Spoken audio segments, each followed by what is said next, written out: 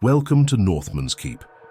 In this video, we are going to be discussing the lineage of an unknown people that appears in the DNA of over half the world's population and how myths from around the globe bring them to life. Far into the Siberian wilderness, there was a legendary people whose existence has been shrouded in mystery. Their unique genetic markers showing up in populations all over the world, yet with no definitive bodies found, they were listed as a ghost population.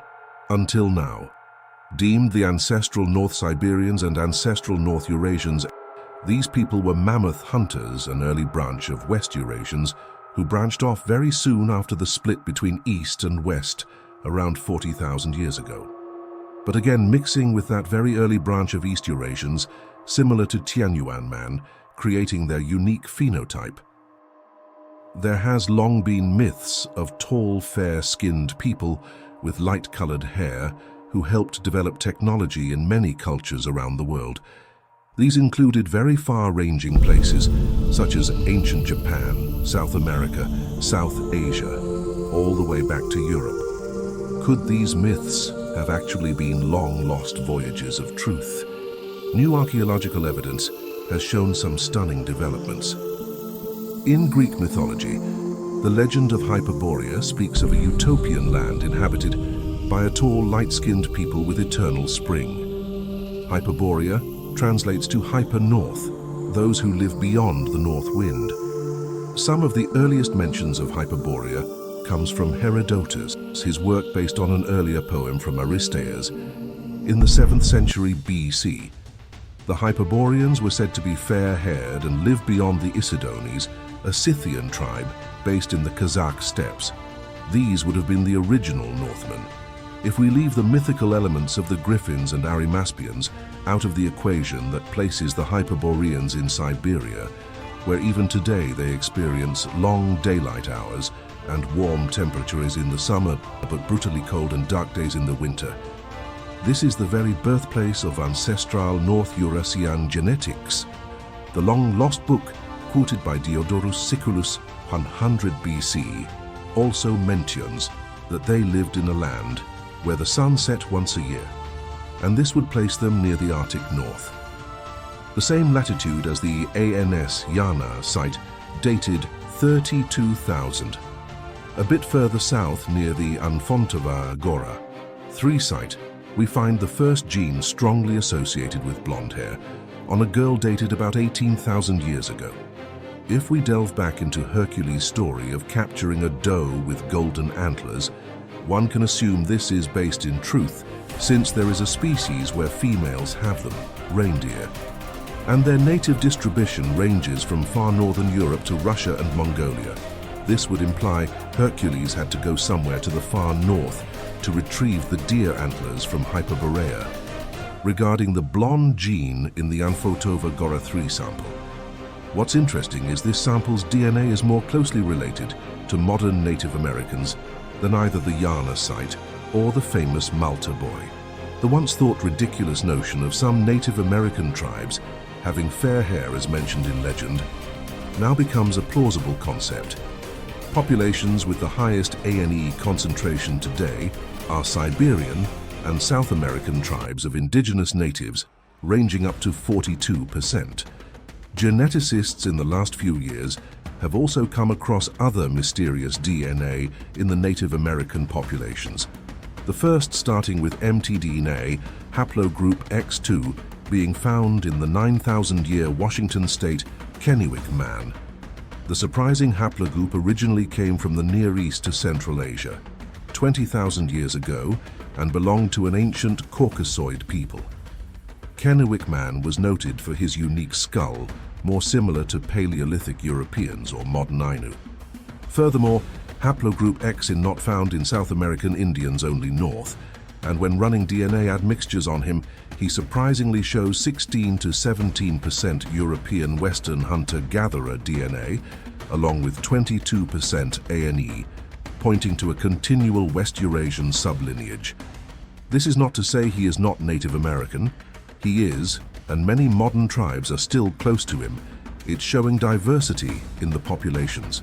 His tribe, may have had more European-like characteristics because they carried more of those traits.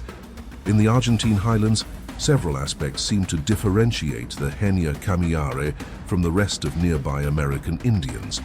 They were said to have had a rather Caucasian appearance, with beards and quite a few of them having greenish eyes. Another distinctive aspect was their communal stone houses, half buried in the ground to endure the cold wind and snow of the winter. Continuing on in 2021, archaeologists discovered DNA of two ghost populations found in central and northern Mexico.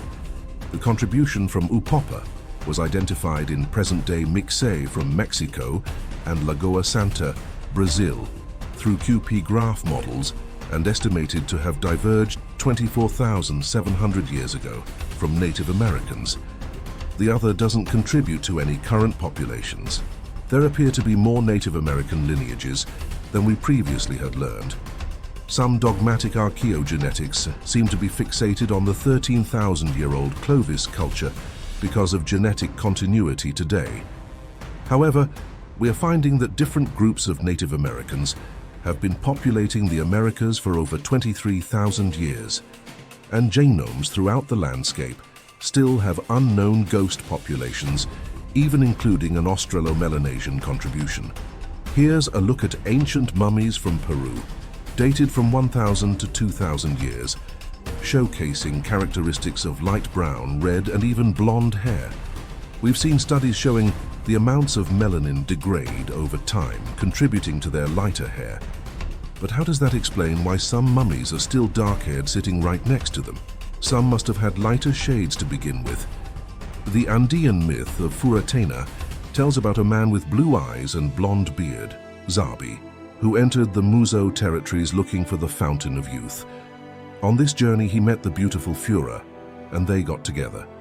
The husband of Fura, Tena, was outraged, killed Zabi, and hung his body on the Fura mountain.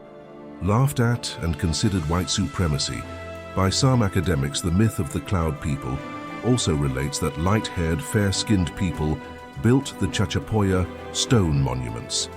Even today, scientists have largely thrown the colonial Spanish stories of the Chachapoya ruins out. Instead of considering the racist notation, we can infer these may have been a similar population to the other natives that hadn't mixed with East Eurasians as much, allowing for more light skin and fair hair alleles. Even today it's shown that 99% of pure Native Americans have black hair on most calculators, but we know it's wrong. On a recent study, only 8 of the original 20 could be fully sequenced. There are people exhibiting red, brown, and blondish hair from Amerindian culture, as shocking as it is. But what evidence is a few Native American myths? There is much more, including the legend of the blonde Eskimos, the Mexican Codex, and light-haired Amazonians. The first account of light-haired Arctic American natives comes from an oral account down to Mr. Greeley in 1656, when a Dutch trading vessel went west from Greenland and traversed the Davis Strait. There, legends of blonde Eskimos continued into the 20th century, when Stephenson in 1910 found a blonde tribe near Victoria Island. Later, anthropologists in 1922 investigated the tribe, but could not figure out the reason for their unique complexion. A large study done in 2003 on Cambridge Bay Inuits concluded there was no relation to modern-day Icelandics, thus indicating they are a native, light-haired people. These Mexican codex are before contact with Europeans, showing people with diverse hair color. Here we have photos of native light to brown-skinned and brown and red-haired peoples of South America. We must ask ourselves, if supposedly 99% of East Asian hair is black, where do these depigmented alleles come from? Evidence of the ghost population's genes run deeper still. The only known surviving lineage of ancestral North Siberians remains in the Japanese. While mostly East Eurasian, the Ainu especially, have up to 15% ANS, resulting in a minority having Caucasian-like features, such as reddish hair, square eyes, and pointed noses. Another indigenous East Asian population from China, namely Hmong, are known for sometimes having brown or blonde hair, without any West Asian admixture. Some geneticists believe it to derive from ancestral North Eurasians. To quote an old Hmong saying, "The Chinese hated us. They say we are a very easy target when the moon shines upon our hair at night. All it takes is one arrow to kill a king." Chilling, but another incredible link lied ahead in China. A huge archaeological discovery has been made in the far west Tarim Basin. Mummies of a mysterious Caucasian-like race were unearthed, most matching the Afanasyevo and Yamnaya Indo-European genetic structure.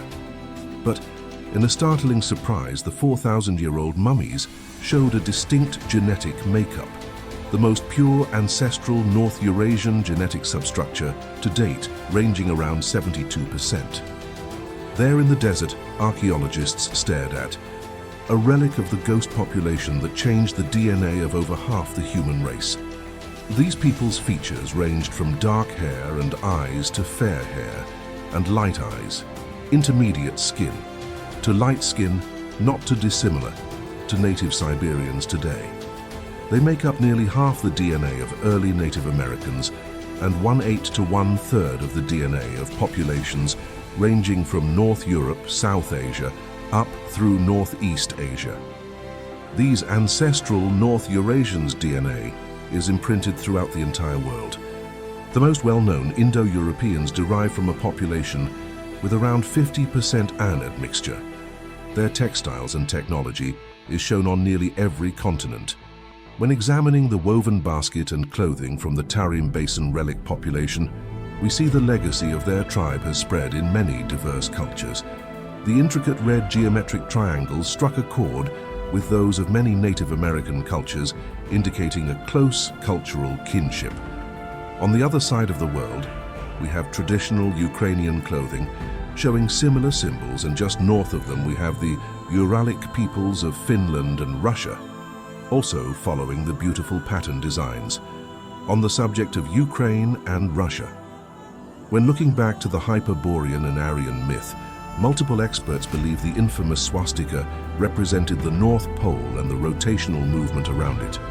Interestingly, the oldest swastika found was on the Russian-Ukraine border, dated to 12,000 years, where it was carved on ivory, mammoth bones. As previously mentioned, the Ani ANS were mammoth hunters, and the settlement of people from the discovery were Ani-derived Eastern hunter-gatherers. Swastikas after that date have since been discovered all over the world, predominantly in Indo-European historically occupied places, as well as the Americas. This could imply that the ancestral North Eurasians remembered their homeland near the Arctic, and legends of their arrival have been passed down through myths similar to the Rig Vedas and the Hyperboreans, spread throughout cultures all over the world. Coincidentally, many experts in comparative mythology believe that some of the Indo-European and Native American myths derive from an ancient North Eurasian one. They all feature a large dog guarding the other world or afterlife. You may know him as Cerberus or Gama. If that isn't enough, Aini were the first to domesticate a wolf into a dog, and all subsequent dogs come from their migrations. This ghost population of the Aini are an integral part to the story of mankind, and we hope to bring their legacy, once shrouded in myth, to the forefront of the world. Thanks for watching. Subscribe if you think you might have some A&E in you.